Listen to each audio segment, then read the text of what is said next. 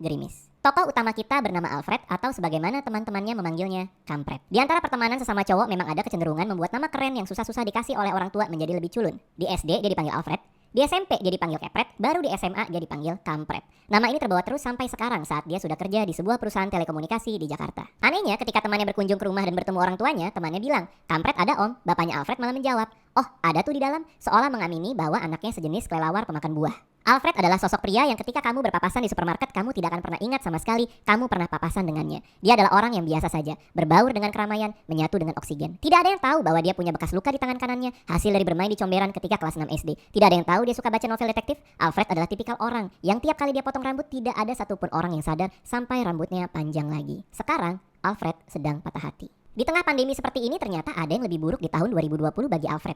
Dia baru saja diputusin oleh pacarnya selama 5 tahun belakangan ini. Nama perempuan itu adalah Lisa. Tempat terjadinya pemutusan secara tidak berkepri pacaran itu adalah di kamar Alfred pukul 11 malam. Alfred baru saja selesai menonton episode terakhir dari drama Korea Hi Bye Mama. Handphonenya berbunyi. Isinya WhatsApp sederhana dari Lisa. "Aku rasa sudah waktunya kita selesai." Dengan polos Alfred membalas, "Selesai apa?" "Selesai, kita harus akhiri cerita cinta ini." Lisa mutusin Alfred dengan bahasa yang sangat baku, seolah dikutip langsung dari lagu cinta yang ramai di radio. Respon Alfred saat itu biasa saja. Dia hanya bilang, "Ya sudah kalau kamu maunya begitu." Sesungguhnya dia sudah melihat ini akan terjadi. Seperti mengendarai sebuah mobil, dia sudah bisa melihat dari jauh kalau lampu lalu lintas akan menjadi warna merah. Hai anak-anak, gimana kabar kalian? Semoga baik-baik saja ya. Oh ya, gimana awal video tadi, penggalan video tadi? Kalian tahu tidak apa jenis cerita yang diceritakan oleh Raditya Dika? Betul sekali, itu adalah cerita pendek atau cerpen yang biasa kita sebut seperti itu. Oh ya, ada yang tahu tentang pengertian cerpen? Oke, ibu akan kasih tahu. Oke, cerpen adalah sebuah karya sastra yang diceritakan atau dikisahkan secara ringkas oleh penulis. Nah, biasanya itu dalam cerpen itu akan mengisahkan satu permasalahan dari satu tokoh saja. Karena itulah disebut dengan cerpen atau cerita pendek, tidak melebar kemana-mana. Seperti itu pengertian dari cerpen. Sekarang kita akan lanjut membahas tentang struktur dari cerpen atau cerita pendek. Ada yang tahu tidak apa saja struktur dari cerpen? Belum ada yang tahu? Oke, ibu akan kasih tahu ya tentang apa saja struktur dari cerpen atau cerita pendek. Struktur cerpen yang pertama adalah abstrak. Oke, kalau abstrak biasanya itu kan baru awalan ya teman-teman. Kata saja abstrak berarti masih gambaran. Nah, abstrak dalam struktur cerpen itu adalah gambaran awal cerita yang akan dikisahkan oleh penulis. Judulnya Gerimis. Tokoh utama kita bernama Alfred atau sebagaimana teman-temannya memanggilnya, Kampret. Di antara pertemanan sesama cowok memang ada kecenderungan membuat nama keren yang susah-susah dikasih oleh orang tua menjadi lebih culun. Di SD dia dipanggil Alfred, di SMP dia dipanggil Kepret, baru di SMA dia dipanggil Kampret. Nama ini terbawa terus sampai sekarang saat dia sudah kerja di sebuah perusahaan telekomunikasi di Jakarta. Anehnya ketika temannya berkunjung ke rumah dan bertemu orang tuanya, temannya bilang, "Kampret ada om." Bapaknya Alfred malah menjawab, "Oh ada tuh di dalam," seolah mengamini bahwa anaknya sejenis kelelawar pemakan buah. Alfred adalah sosok pria yang ketika kamu berpapasan di supermarket, kamu tidak akan pernah ingat sama sekali kamu pernah papasan dengannya. Dia adalah orang yang biasa saja, berbaur dengan keramaian, menyatu dengan oksigen. Tidak ada yang tahu bahwa dia punya bekas luka di tangan kanannya, hasil dari bermain di comberan ketika kelas 6 SD. Tidak ada yang tahu dia suka baca novel detektif. Alfred adalah tipikal orang yang tiap kali dia potong rambut, tidak ada satupun orang yang sadar sampai rambutnya panjang lagi. Nah, dari video yang setelah ditayangkan tadi, itu termasuk dalam abstrak. Karena apa? Karena Raditya Dika itu menggambarkan awalan dari cerita yang dikisahkannya dengan mengkisahkan bahwa Alfred atau tokoh utamanya itu memiliki panggilan dari SD sampai dia kerja sampai sekarang seperti itu. Itu yang termasuk dalam, itu adalah gambaran abstrak di video Raditya Dika yang menceritakan cerpen seperti itu teman-teman. Lanjut ke struktur yang kedua, yaitu orientasi. Sebelum itu ibu akan menampilkan sebuah video yang panggilan Raditya Dika tentang orientasi. Terus kalian akan menganalisis atau menggambarkan apa itu orientasi gitu ya. Seperti itu ya teman-teman. Oke, inilah videonya. Alfred sedang patah hati. Di tengah pandemi seperti ini ternyata ada yang lebih buruk di tahun 2020 bagi Alfred. Dia baru saja diputusin oleh pacarnya selama 5 tahun belakangan ini. Nama perempuan itu adalah Lisa. Tempat terjadinya pemutusan secara tidak berkepri pacaran itu adalah di kamar Alfred pukul 11 malam. Nah, dalam video itu kan Raditya Dika menceritakan bahwa ada awalan kata seperti di tengah pandemi. Nah, itu termasuk dalam orientasi teman-teman. Karena kenapa? Biasanya dalam orientasi itu akan diawali dengan kata-kata yang menggambarkan latar belakang atau latar dari cerita tersebut, seperti di suatu hari, di sebuah tempat. Nah, itu termasuk dalam abstrak orientasi. Seperti itu teman-teman.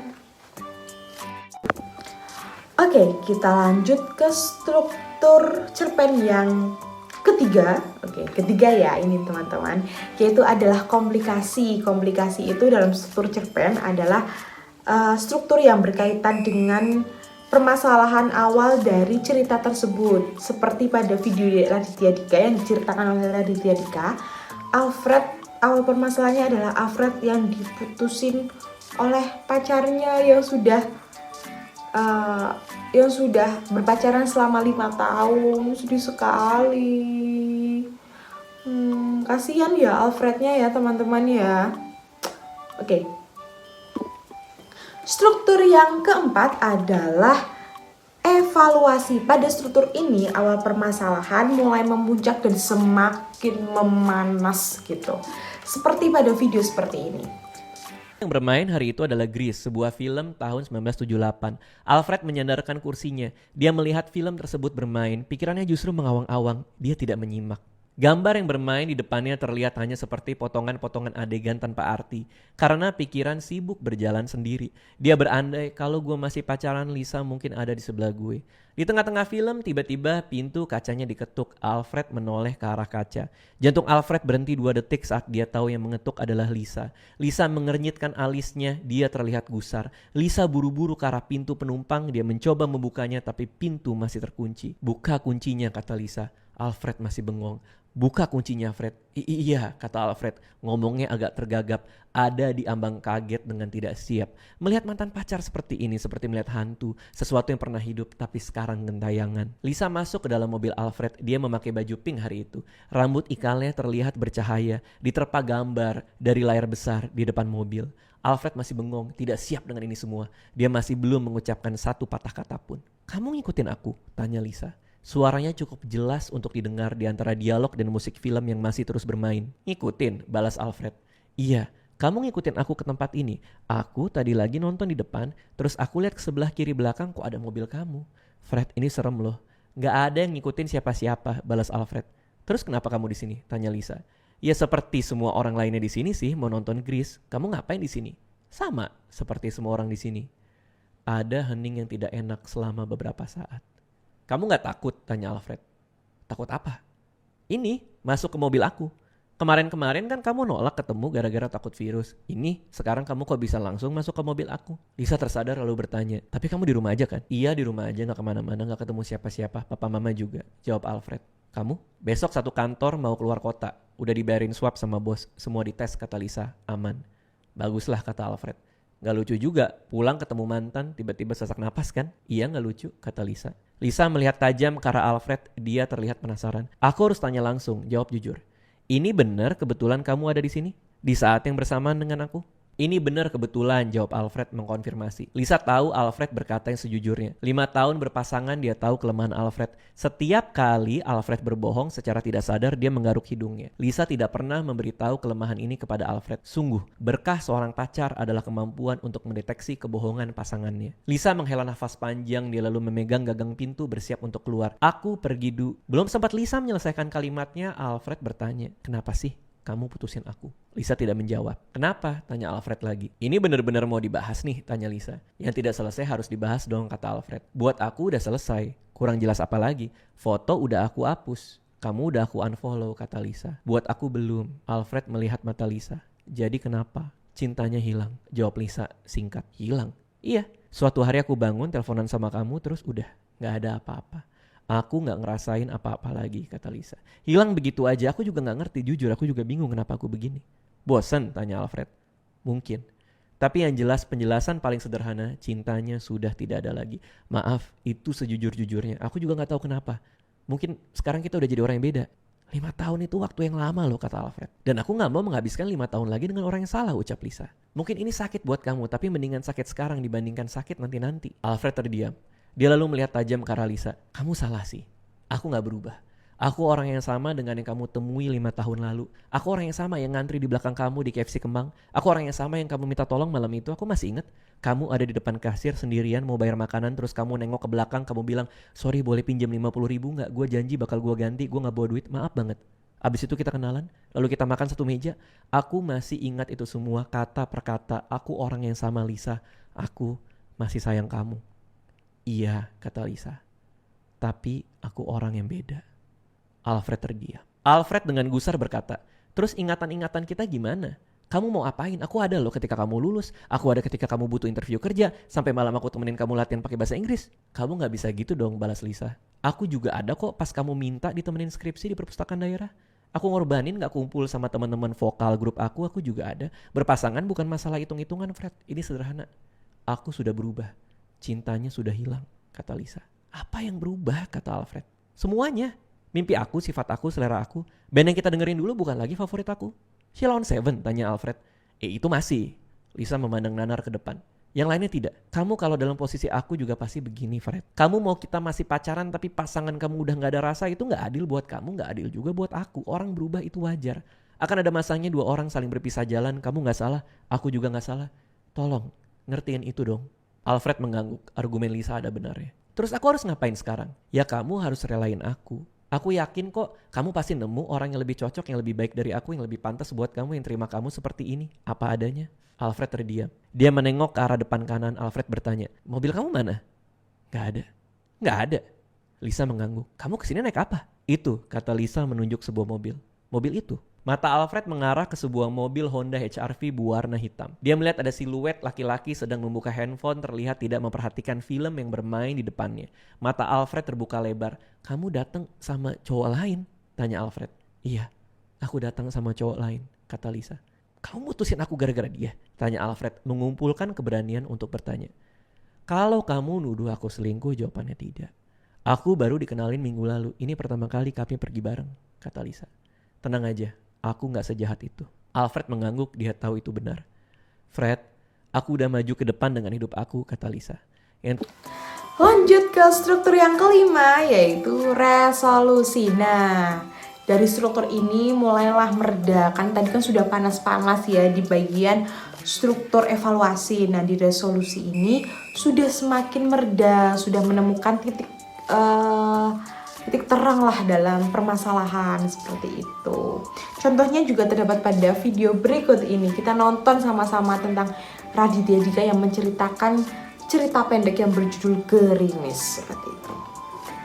Aku udah maju ke depan dengan hidup aku, kata Lisa. Yang terbaik buat kamu adalah untuk melanjutkan juga hidup kamu. Sampai jumpa, Fred. Terima kasih buat 5 tahun ini. Alfred terdiam. Lisa berkata, janji kamu bakal cepat ngelupain aku? Alfred masih terdiam. Janji, kata Lisa. Please, janji, kata Alfred sambil mengangkat tangan kanan dan menggaruk hidungnya. Lisa menghela nafas panjang, air matanya mulai terkumpul. Dah, kata Lisa. Dia buru-buru turun dari mobil. Lisa masuk ke dalam mobilnya, dia menceritakan jujur apa yang terjadi kepada laki-laki di sebelahnya. Laki-laki itu menoleh ke arah Alfred sekilas, tapi lantas dia tidak peduli. Mereka melanjutkan menonton film. Oke, kita lanjut ke struktur yang terakhir atau struktur yang keenam, yaitu adalah koda. Nah, dalam koda, dalam cerpen itu adalah struktur yang mengandung nilai-nilai atau amanat yang terdapat dalam cerita pendek cerita tersebut seperti itu, teman-teman. Nah, selanjutnya kita akan bahas mengenai unsur intrinsik dari cerpen. Kalian pasti sudah paham ya tentang unsur intrinsik itu apa saja gitu ya. Unsur intrinsik dari cerpen itu ada 7, seperti unsur intrinsik dari karya sastra yang lain. Yang pertama jelas adalah tema. Sebelum menulis cerpen, kita harus tahu apa saja tema yang akan ditulis, apa saja tema yang dalam cerpen tersebut, seperti itu. Yang kedua adalah alur atau plot. Kalau alur atau plot ini biasanya terdiri dari alur maju dan alur mundur. Kalau alur maju tuh biasanya akan menceritakan tentang masa depan, kehidupan tokoh sekarang hingga masa depan. Kalau alur mundur berarti menceritakan masa lalu, biasanya diiringi dahulu kala. Seperti itu kalau alur mundur. Kemudian ada unsur intrinsik ketiga, ada setting. Setting itu kan ada setting suasana, setting tempat, setting waktu, setting apa lagi? Betul, setting suasana, tempat, dan juga waktu, seperti itu. Yang keempat ada tokoh dan penokohan. Kan tanpa ada tokoh ya nggak ada cerita ya, seperti itu. Dan juga penokohan itu kan sifat dari masing-masing tokoh. Itu ada antagonis, protagonis gitu. Itu termasuk dalam penokohan. Yang kelima, unsur intrinsik yang kelima adalah sudut pandang atau point of view. Nah, sudut pandang itu ada sudut pandang orang pertama dan sudut pandang orang ketiga, kalau tidak salah. Sudut pandang orang ketiga, seperti itu. Yang terakhir yang sudah pasti ada dalam sebuah karya sastra itu adalah amanat atau cerita yang bisa diambil dari cerita tersebut, dari cerpen tersebut, seperti itu. Nah, kita kan tadi sudah membahas unsur intrinsik cerpen nih. Terus sekarang kalian coba analisis struktur intrinsik cerpen yang tadi sudah Ibu sebutkan, ada 6 ya, seperti itu. Nah, kalian coba kerjakan dan kalian kumpulkan di Google Drive yang sudah Ibu cantumkan di description box di bawah ini. Dan jangan lupa untuk mengerjakan ya, dan dengan hati-hati dan juga teliti, teman-teman. Seperti itu. Oke? Sudah mulai ke pembahasan terakhir nih, teman-teman. Kalau ada unsur intrinsik pasti juga ada unsur ekstrinsik. Nah, unsur ekstrinsik itu tidak bisa kita lepas dari sebuah karya sastra. Begitu juga cerpen juga tidak bisa kita lepas dari unsur ekstrinsik gitu. Lalu apa saja sih unsur ekstrinsik dari cerpen atau cerita pendek? Yang pertama adalah terdapat latar belakang dari pengarang. Itu unsur ekstrinsik yang pertama. Kenapa sih kok latar belakang dari pengarang itu menjadi sebuah unsur luaran dari cerpen gitu.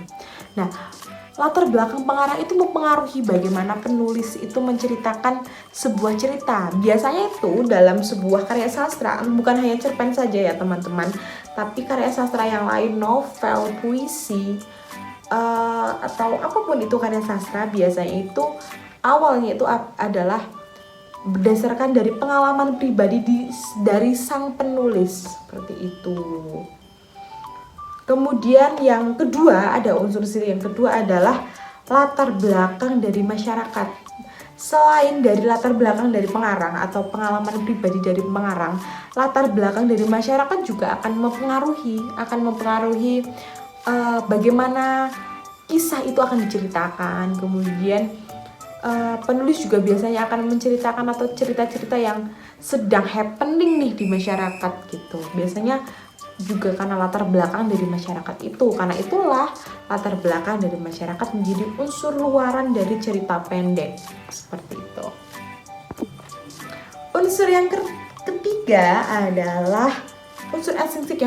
adalah terdapat biografi yang memaparkan biodata, riwayat hidup, pengalaman, dan juga pengalaman secara menyeluruh dan lengkap dari pengarang atau penulis. Nah, seperti yang Ibu sudah sebutkan di unsur ekstrinsik yang pertama, bahwa latar belakang dari pengarang itu akan mempengaruhi. Nah, ini sama, unsur ekstrinsik yang ketiga itu hampir sama dengan dengan unsur esensial yang pertama tentang latar belakang dari pengarang. Jadi latar belakang itu sangat mempengaruhi bagaimana kepenulisan dari penulis itu sendiri atau tema yang diambil oleh penulis, seperti itu.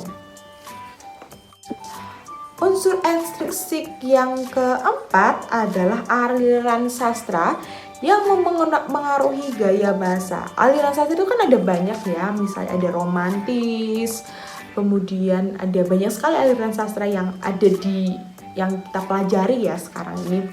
Nah, setiap penulis itu kan punya aliran sastra masing-masing. Mungkin ada yang lebih suka aliran sastra itu yang romantis, kemudian yang menceritakan tentang wanita-wanita, tentang ketangguhan wanita, kepahlawanan, apa-apa.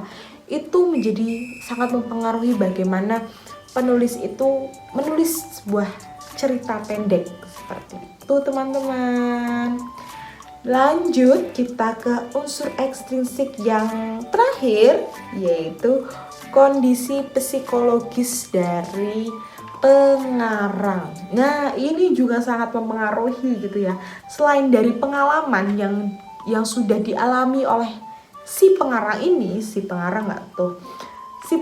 ini, nah kondisi psikologis juga sangat mempengaruhi. Kondisi psikologis si pengarang juga akan mempengaruhi bagaimana cerita ini ditulis, bagaimana mood pengarang itu mempengaruhi. Misalnya nih, penulis atau pengarang itu sedang tidak mood, sedang sedih, dia bisa menceritakan kesedihannya di sebuah cerpen atau cerita pendek gitu. Kalau daripada menulis hal yang tidak atau melakukan hal yang tidak, lebih baik untuk menulis sebuah karya sastra yang bisa dinikmati oleh banyak orang gitu. Jadi kalau kalian mungkin sedang galau, bisa nih kalian untuk menulis cerpen atau menulis karya sastra yang lainnya. Kalian sedang marah, daripada kalian marah-marah tidak ada manfaatnya, kalian bisa menulis cerpen gitu. Kalian sedang senang, bisa menulis cerpen dengan menyalurkan kesenangan kalian. Semoga saja ketika kalian menulis ini dan dipublikasikan dan pembaca membaca ya,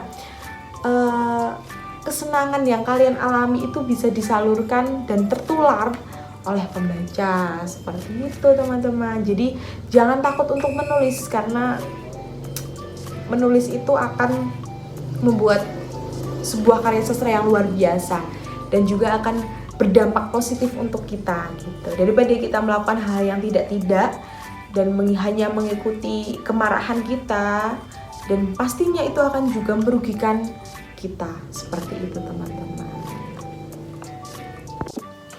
Oke, gimana nih? Tadi kan kalian sudah belajar tentang 3 materi ya dalam cerpen. Yang pertama ada pengertian cerpen, yang kedua ada unsur intrinsik cerpen, dan yang terakhir itu ada unsur ekstrinsik. Gimana? Kalian paham kan? Semoga saja Ibu berharap kalian paham dengan materi yang Ibu sampaikan gitu ya. Tapi sayang sekali Ibu ingin melanjutkan materi selanjutnya tentang unsur kebahasaan atau unsur kebahasaan dari cerpen. Tapi waktu kita hampir habis teman-teman. Jadi Ibu tidak bisa melanjutkan untuk cerpen, materi cerpen. Oke, kita akan lanjut ke pertemuan selanjutnya di minggu ke depan ya. Semoga kalian paham itu yang Ibu harapkan, dan jangan lupa untuk mengerjakan tugas tentang unsur intrinsik yang harus kalian analisis dan harus kalian mengupload hasil analisis kalian di link Google Drive yang sudah Ibu cantumkan di description box di bawah ini. Oke? Salam sehat untuk kalian, salam cinta untuk kalian. Semoga kita bisa bertemu di minggu depan mungkin, dan dalam keadaan sehat walafiat tanpa ada kurang apapun.